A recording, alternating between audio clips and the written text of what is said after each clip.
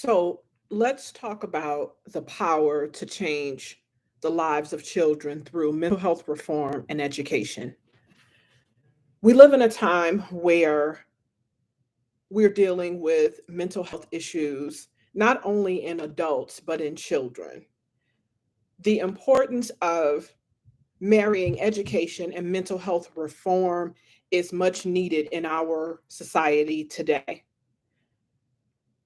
My research revolves around drawing attention to mental health awareness in children K through eighth grade. The power to change the lives of children at an adolescent level is extremely important. I am a former teacher, an educator.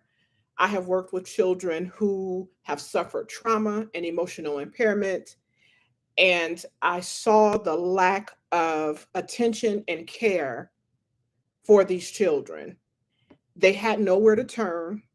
They had no programs to help them. There was very little parental involvement.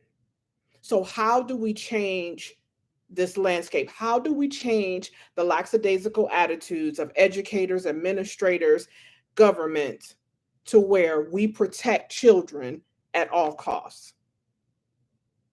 This starts by changing the landscape of how we deal with mental illness in children.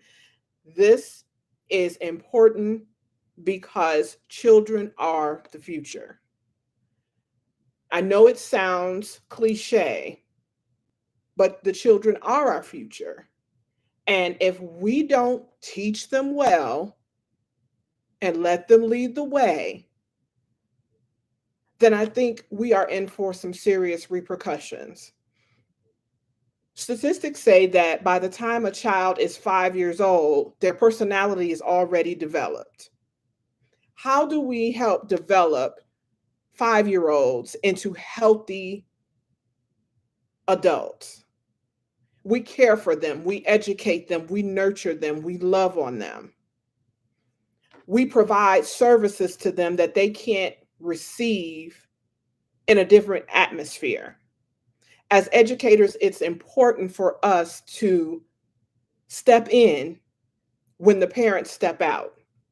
It's important for us as educators to do all that we can to ensure that children who suffer from mental health disorders, behavioral disorders, we have to ensure that they receive the right treatment. Now, some say it's not a teacher's responsibility to ensure that the child that they're teaching has nourishment and everything that they need.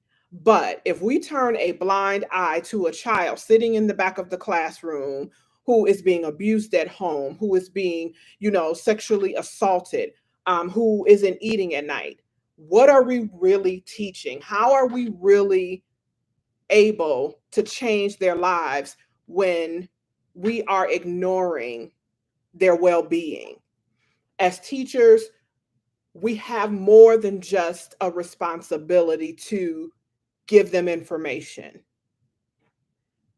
It is important, it is pertinent for us to make sure that every single child that sits in our classrooms are well taken care of mentally. It's just our responsibility because they go through things. They go through things we don't know anything about. And so, my entire career and my research is to help children thrive mentally, emotionally. It is not good to say that we are educators, that we are teachers, when there are children who are failing sitting in front of us. We have an obligation to every single student. And so mental health care reform is my passion for young children. They don't need suspensions. They don't need more time at home in an environment that is not conducive to them. They need reform. And we as educators have to bring it to them.